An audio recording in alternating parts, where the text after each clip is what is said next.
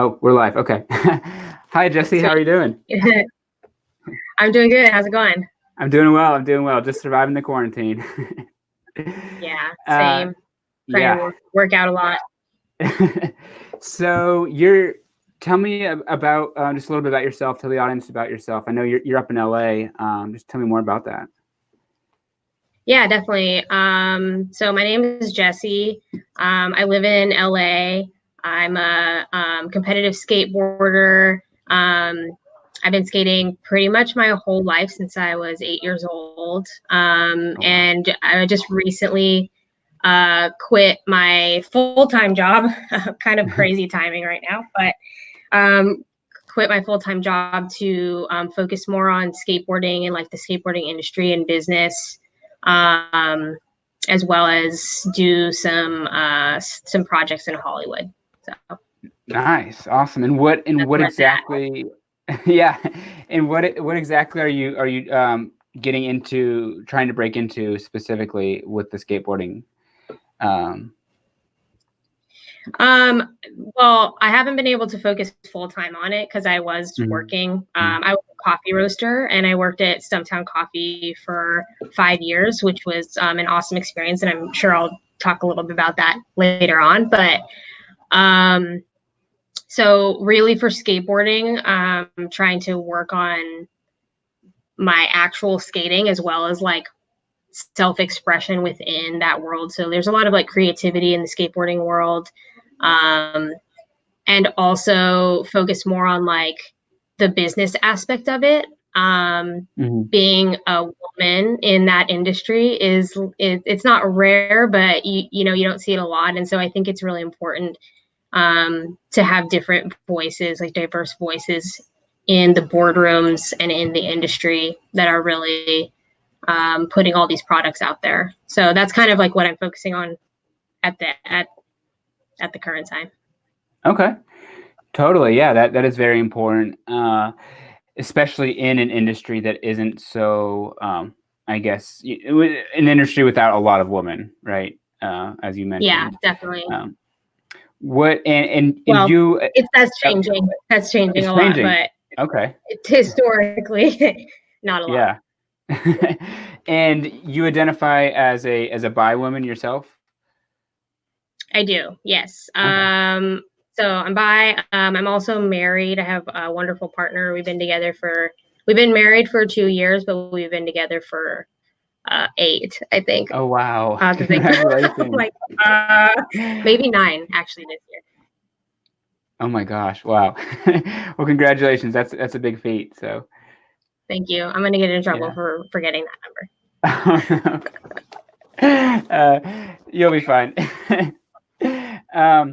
And so, what was it like, I guess, growing up, navigating your bisexuality or coming to understand that? Because I know you grew up in Southern California, and you know, a fairly open environment, as you mentioned off camera. Yeah. So kind of just tell me a little bit about that and what that journey was like. Definitely.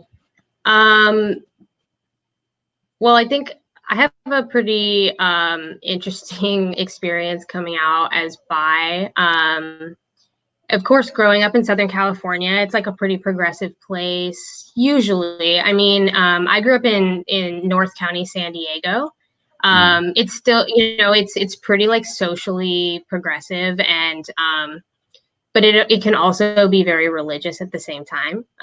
So that's an interesting like dichotomy there. But as far as like my family goes, when I came out, I came out in college, and I actually have a really supportive family. So that was like a huge help. I was of course like very nervous to come out to my dad and my grandma, who is like very Catholic, but they were all like incredibly supportive, which I was like really shocked at, actually, especially like my grandma. So and as far as coming out, like I said, I didn't come out until college, so pretty much up until you know, like late college, like I think junior year.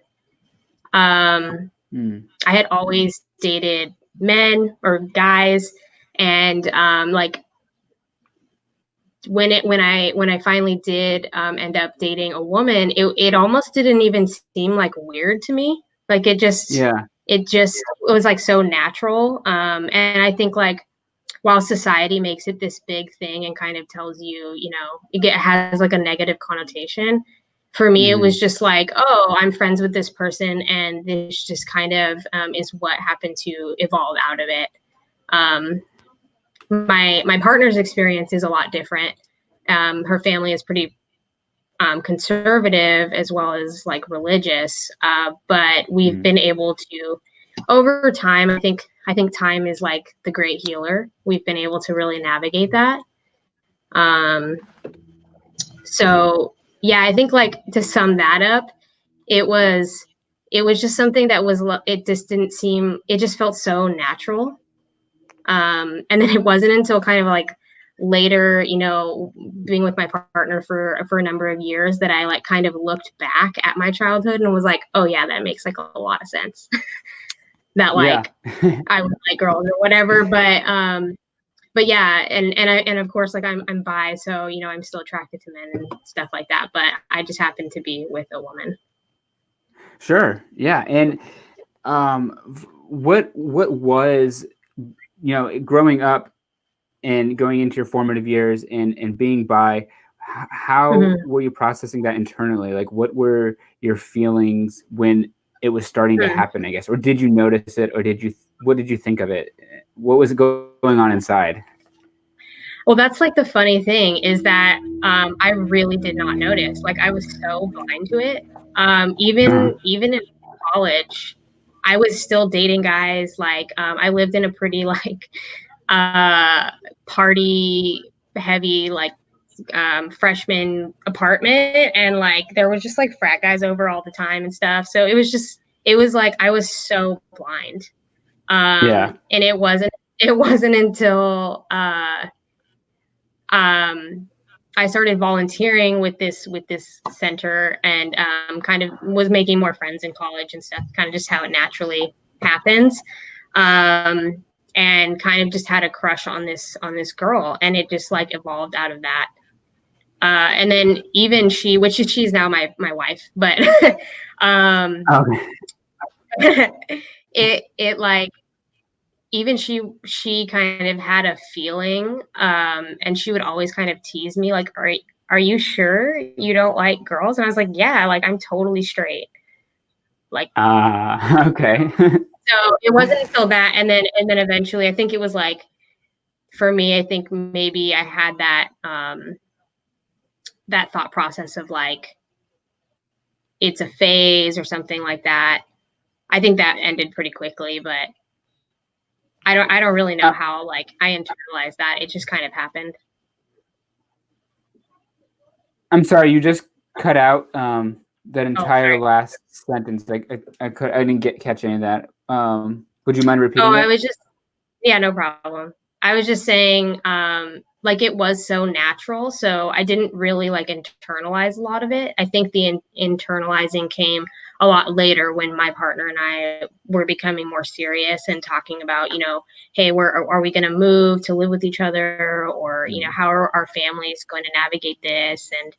And yeah, I think except for being kind of nervous about coming out to my family, I again was just so blind to it that it was like almost comical in a way. Yeah. So, yeah. You kind of just stumbled upon it and were like, oh wow, okay, I like this. Yeah, you know what's funny is like I said, when I looked back at my childhood and like teenage years, it like made a lot of sense. Like certain TV shows that I liked watching, or like certain celebrity crushes, or like whatever. I think like a funny one to mention is Xena, the warrior princess. Like, you know what I mean? Just like stuff like that just makes a lot of sense when you go back and you're like, oh, okay. So so did you ever experience any internalized shame at all, or was it mostly just this innocent discovery that led to your realization? I think that there was definitely because one thing that did happen is I did have a partner between my wife. There was like one person in between, one woman in between that, and I think like in that relationship there definitely was like a lot of shame, and kind of like I think for both of us it was just kind of this like odd phase, and like coming out, not even coming out, is more of just like, is this real? What are we doing? I think we were also kind of young in and just like in college. I think that kind of it allowed me to be a little bit more vulnerable with my partner, my wife, when we did finally like when our friendship evolved. Okay. Because of that experience. Totally. Yeah. And then your coming out, of course, you mentioned was pretty smooth, or you didn't have much backlash. It was pretty smooth. Like, I mean, compared to most people's coming out experience. My mom is also LGBT. She didn't discover. I mean, she knew that, but I didn't know about that until like later in life. And my coming out to my dad, it was all pretty smooth, and even my grandma, you know, was kind of like, I actually really appreciated my grandma's perspective on it. She had this perspective of like, you know, I don't necessarily agree with that. That's not the way, you know, that I was raised and things like that. But she also lived in the 1960s, and she was a person of color. She's a Latina woman. And so she remembers what the experience like was of prejudice in Texas, where she grew up, having to use like colored restrooms and things like that. And I think she really like brought that experience with her, and how she like navigated my situation. Okay. So she brought a lot of sorry. I was going to say, so having kind of that experience of marginalization helped her to understand someone else's experience. Definitely, yeah. And I think surprisingly, religion did have like a large role to play in that, in like forgiveness and just like love. Okay. Which I think a lot of the time in society and in the news and things like that, and even people's personal experience, we see the opposite of that.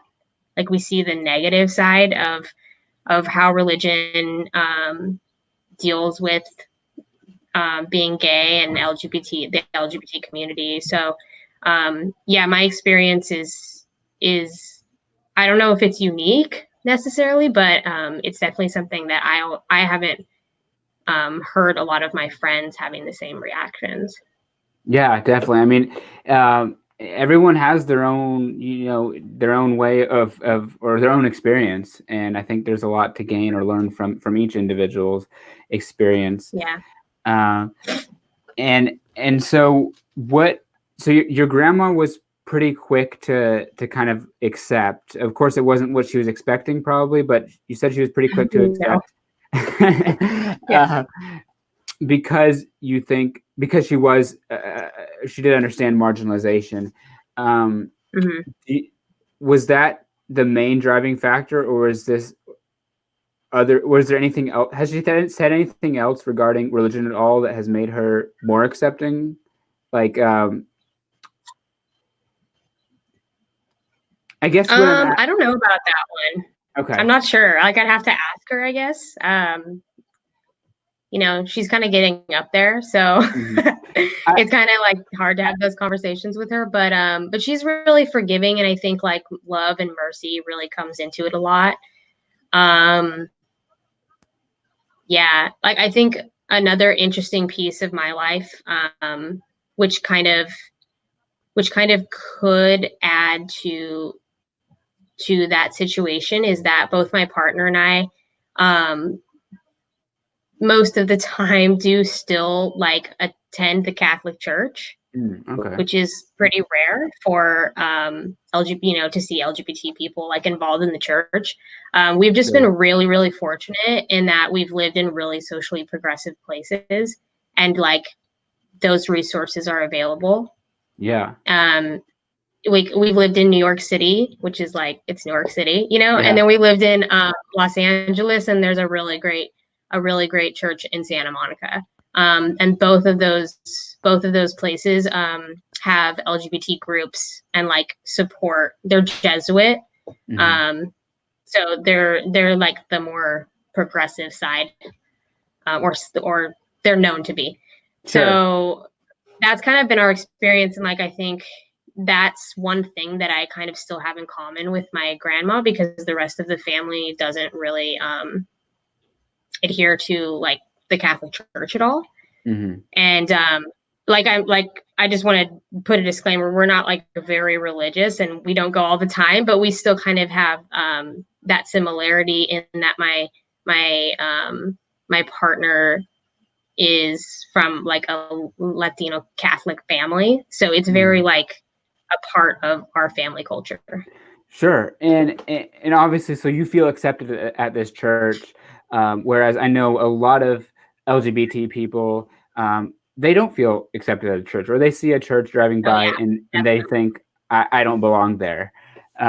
Definitely. We've experienced that as well. And I think like we've definitely been to places and churches where we just do not feel comfortable. And I think that's really the nature of like what area you're in, so that I know that that's like a rarity, and it's pretty unique. And a lot of the churches are like in big cities. Okay. And so what does this church do?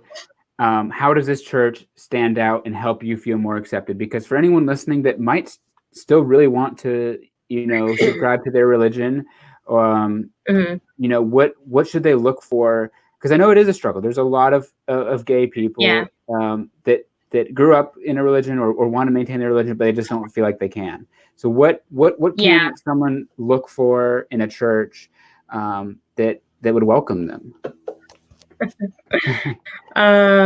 My partner would like laugh that I'm the one like talking about religion, but I think like the biggest thing, especially if you live in a community where it's not where being gay is not very accepted, and you don't have those kind of resources, or like those churches are not available to you. What you're really looking for, I mean, you can search for them, but a lot of the churches that accept LGBT people, and I'm only speaking for the Catholic religion because I don't know a lot about other churches. Okay. But they tend to be Jesuit, and they're just a little bit more socially progressive, and they kind of have the frame of mind or the approach that like everyone is welcome. So that's something to look for. There's also you can also like look up LGBT religious groups. And we were really fortunate to find a young adults group when we lived in New York. And the people were it's also New York City, so it's kind of like, if you're living in even like small town America, or even like San Diego, it's pretty difficult to find that. Yeah, absolutely. But yeah, what was I going to say? So, when we lived in New York, the young adults group was really awesome, and it was just cool to be able to be yourself. There were a number of other LGBT people, as well as straight people, people from all walks of life. And I think that's one of the beautiful things about New York, and something that I, personally love about it. And then in LA, it was kind of the same thing. We haven't had a chance to like get super involved here since we moved back.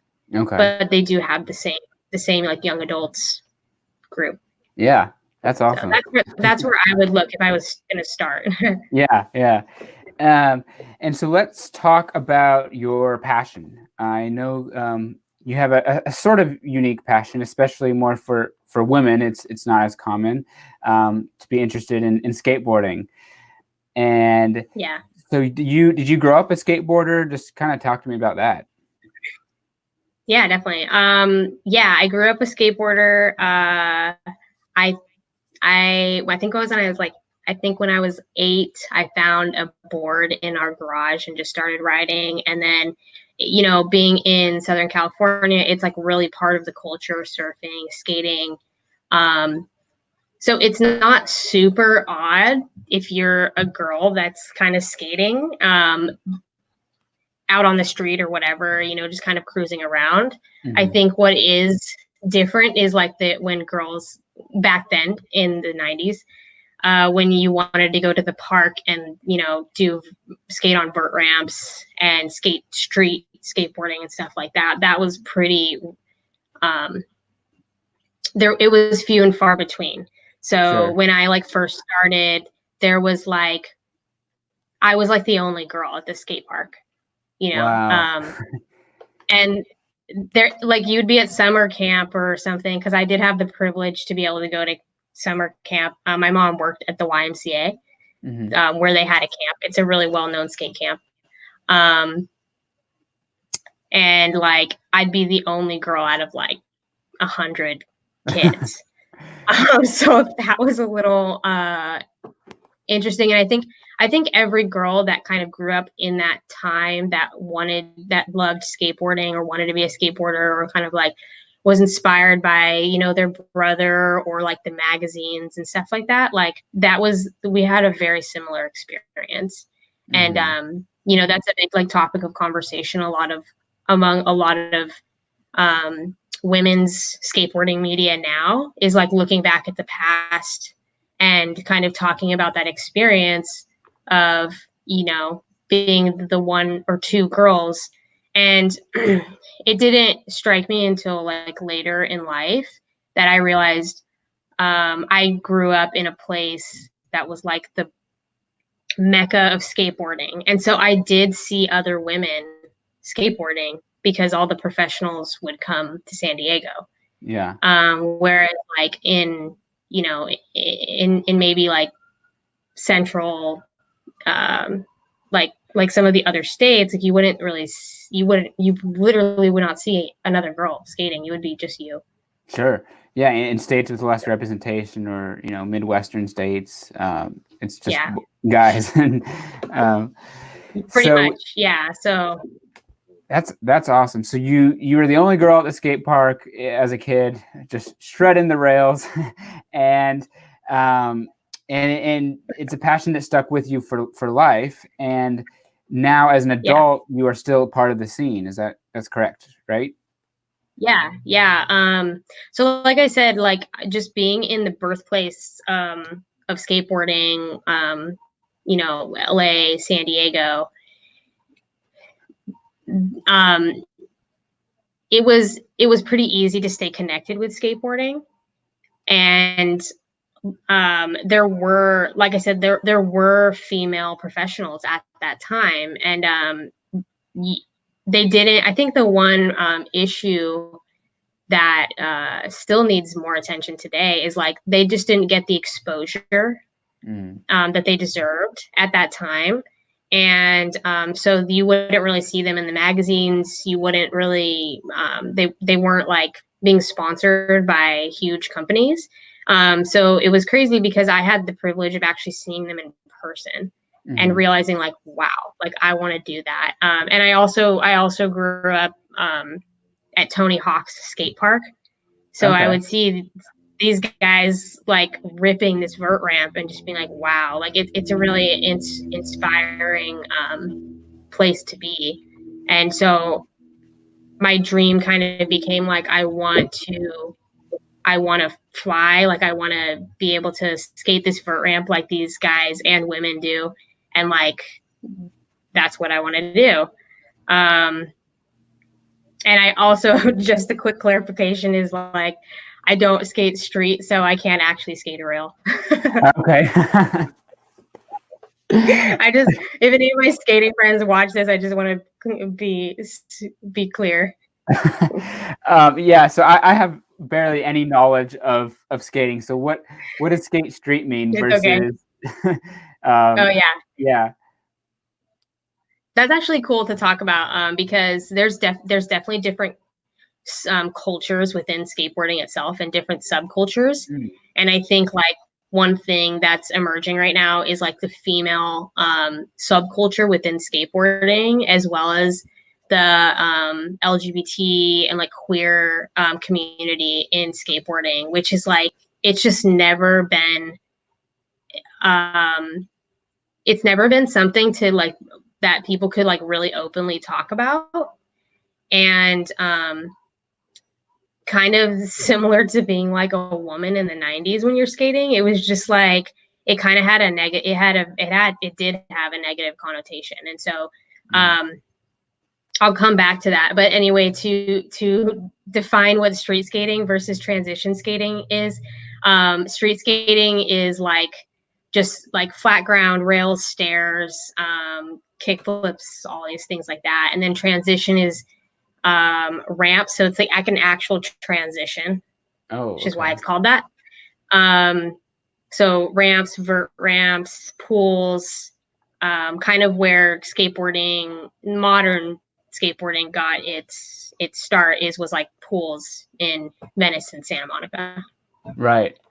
Okay. So more of the actual skate park type equipment, or the way I don't even, I'm very not familiar with. No worries. I just wanted to make that quick clarification. Yeah, that's great. And so there's a whole LGBT scene in skate culture that I'm sure you're familiar with, but I think most people, unless you're very into skating, aren't. Yeah. Would you agree with that statement, or do you think it's kind of going main? I would. Yeah. Okay. It's hard to tell like at this current time, because some of it is going a little bit mainstream, but I think like by vast majority.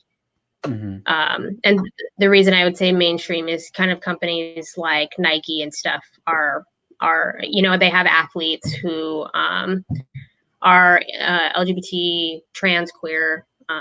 So it's at the beginning, I feel like. Yeah. So what is this? Kind of talk to me about this underground gay skating culture. Who are the major? Are there any major people in it, and what is it like being a part of that culture?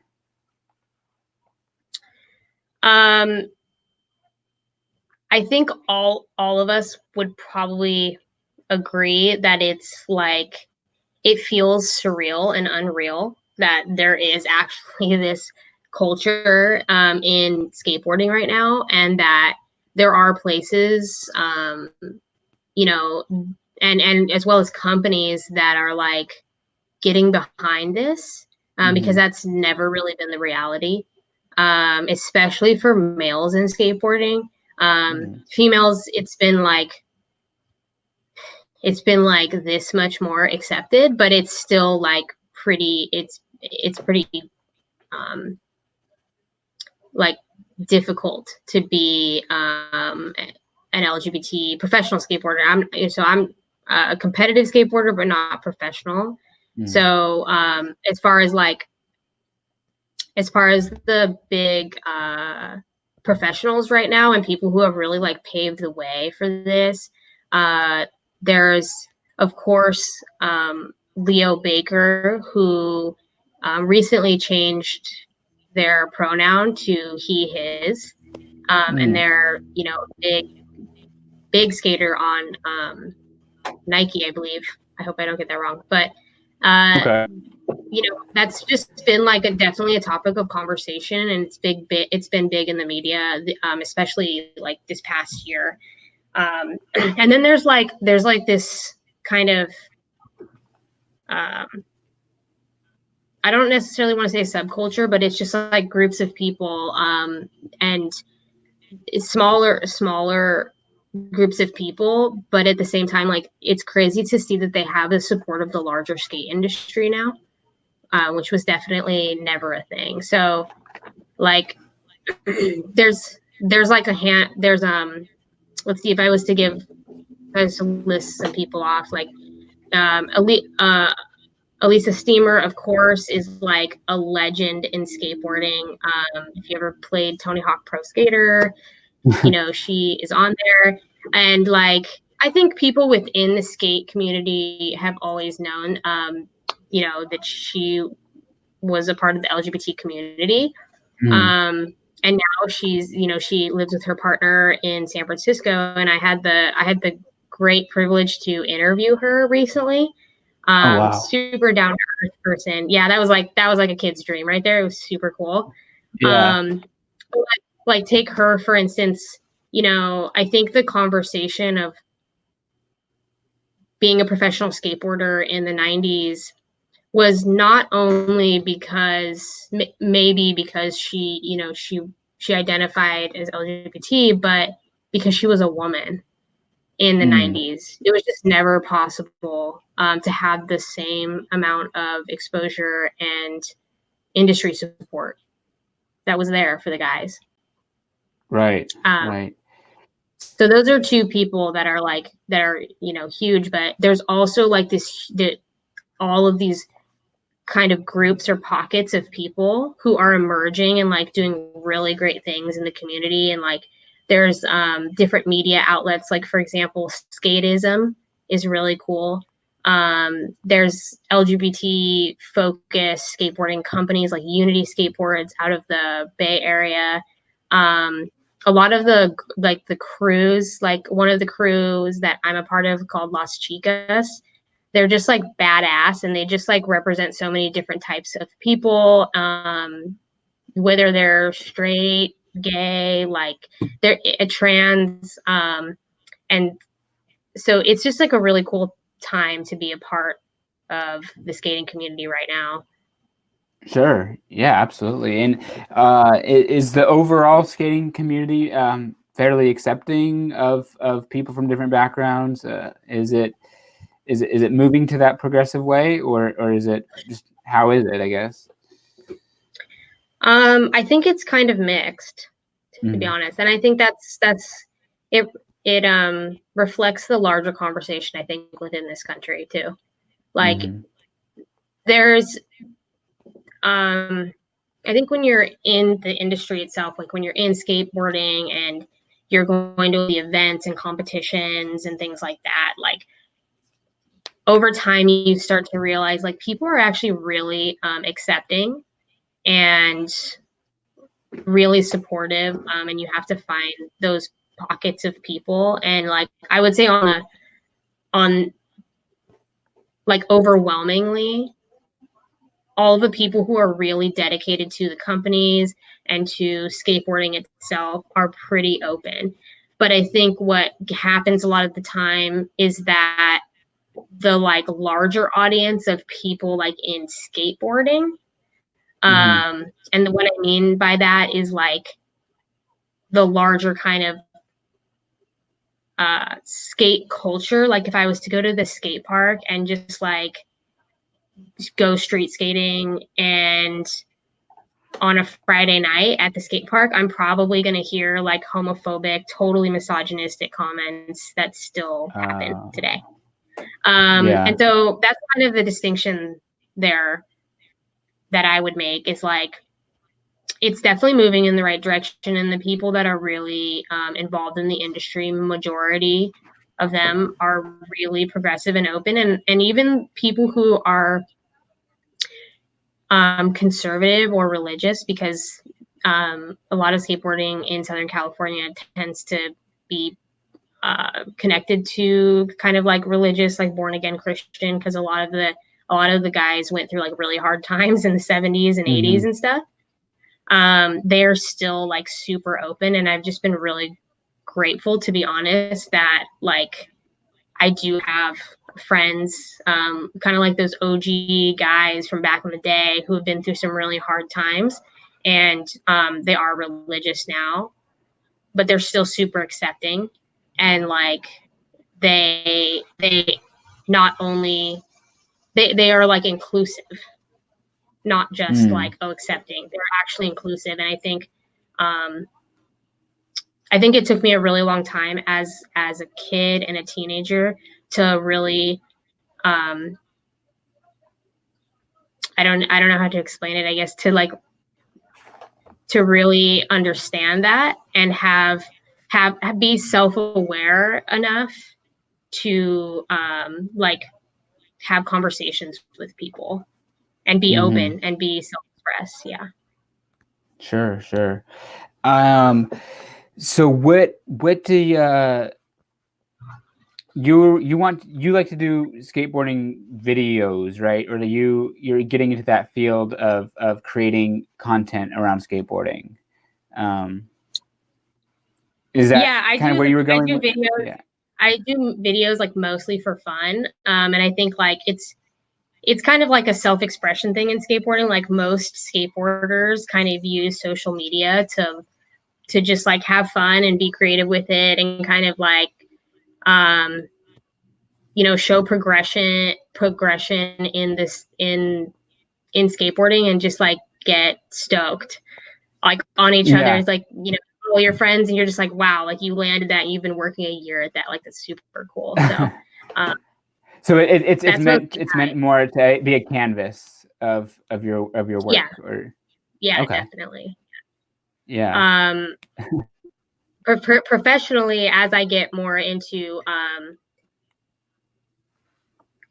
I was going to talk about this a little later, but I guess I'll talk about it right now, is like what I eventually want to do is like my childhood dream is I'm working towards becoming a stunt person.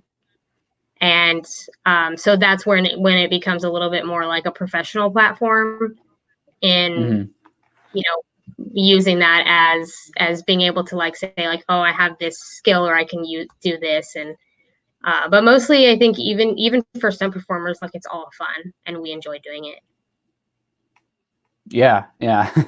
And so going on to your professional or your professional aspirations, going off of that to be a stunt person, what does that industry look like? I guess I should clarify, is it specifically you want to do skateboarding stunts, or is it other types of stunts as well? I'm starting out skateboarding just because that's like my primary skill at this time. But I'd love to do other stuff, and we'll see what it ends up evolving into, because like Hollywood can take you to many different places. But and I would love to stunt for children. You can't tell because I'm sitting down, but I'm like really short, so that's one hope. We'll see if it works out. Okay. Yeah, that'd be cool to see you see your credit in a movie, see you as a stunt person. Yeah. Maybe Nickelodeon or I don't know. We'll see how it goes. Yeah. Did you see the movie Good Boys? They go to the skate park a few times. No, I haven't. It's a Seth Rogen directed movie. Oh, okay. You know, that group of like they kind of have like a group of producers that Seth Rogen is like close with that made like those other movies. I can't remember, but they're like really involved in skateboarding. One of his friends made I'm forgetting the name of it right now. Like 90s, the skateboarding movie. Yeah, Jonah Hill made that, or he was part of it. Yeah. It's called the 90s. Yeah, that used a lot of real skateboarders and some of my friends in New York. So that was kind of cool. Wow. So stuff like that. What are your thoughts on that movie? I admittedly haven't seen it, but is it an accurate description of skateboarding culture? I haven't seen it. Oh, okay. Sorry, I've watched clips. It's okay. I've watched clips. I haven't seen the whole thing. But I've seen the parts that some of my friends were in, so that's all I could say about it. Okay. Yeah. So yeah, I looked pretty good. Yeah. So I guess tell me just a little bit about your professional aspirations and what that career path looks like. What does someone who wants to be a stunt double or specifically a skate stunt double have to do? Do they just start sending in clips of what they can do, or what does that look like for someone? Um, it's very kind of similar to skateboarding in that you kind of have to be around for a little while to really like earn respect. I think that's a big part of both communities, the stunt community and like skateboarding or surfing or anything like that. You kind of have to put in the work to gain the respect of the other people in the community. You can also be very talented, and and it just like happens for you as well. I think it's easier for me to talk a little bit more to like how I emerged in the skateboarding community, and because basically how it works is there's no like one step, there's no one path, there's no one step to get there. Sure. And you basically kind of just show up, and I think that's the biggest lesson that I've learned, like just being in the skateboarding community, is like, one, you have to practice. So you have to start going to, for stunts, you kind of have to start going to gyms. You need to like make your reel, your stunt reel. You need to start networking, which can be hard for a lot of people. And you also have to kind of like make yourself available and flexible. And I think the same is true in the skateboarding community, is like, if you want to be a part of a competition that's maybe invite only or something like that, like you kind of have to show up and ask and put yourself out there and be vulnerable and willing to say like, hey, this is something that I want to do. Like, how can I learn? And I think that humility is like a big piece to both communities. So there's like definitely ways where you can go to like a stunt school, and skateboarding is the same way. You can take skate classes, but it's really just like being a part of the community and like adding something to it and bringing your own flair and your own skills and like meeting people. And eventually, I think it could be the same for like actors. Sure. It's pretty like hard. And sometimes you just like get a role or you get invited to a contest and you're like, wow, like I can't even believe that came to fruition somehow, but it did. And I think mostly it's just like showing up and practicing and like putting in a lot of work. Okay, so yeah, it's really front heavy on putting in the work, the dedication to the craft, and meeting people. Because majority of the people who are some people, or even like professional skaters, they have one skill that they've been doing their entire life. And then some people are just adrenaline junkies, or other people learn how to do other stuff or are naturally good at sports and being active. Everybody kind of takes their own path and like does what is good for them. And I think the same is true in skateboarding, and like finding your own creative outlet, your own creative expression, which is also what I'm working to do, is like kind of hone that and work to get better. Sure. Oh, absolutely. Well, I do watch your TikToks. I follow you on TikTok, so I do like your skating stunts and your videos. Thank you. What are your social medias for anyone listening? If you want to share them out or drop them out there. Yeah, definitely. It's just my name. So it's Jessie, Jessie, and my last name, Frietze, Frietze, on both Instagram and TikTok. My TikToks have strayed away from skateboarding during the quarantine and now are just like me doing sword and staff training. In my I love that. That's super fun, but yeah. Yeah, got to be creative. Yeah, during this time. So, great. Well, Jessie, I really appreciate you, coming on here to talk to me about your experience and your passion. I think you're actually the first bi guest that we've had. So, nice. Thank you for that. No problem. Yeah, so I appreciate you coming on, and I hope you have a great evening and stay safe during this whole Corona thing. Cool. Thank you so much. Thanks for having me, and I hope to see you again. Absolutely. All right. Bye-bye. Maybe we'll go skateboarding. Yeah, you got to teach me some things. Yeah, that sounds great. All right. Bye-bye. All right.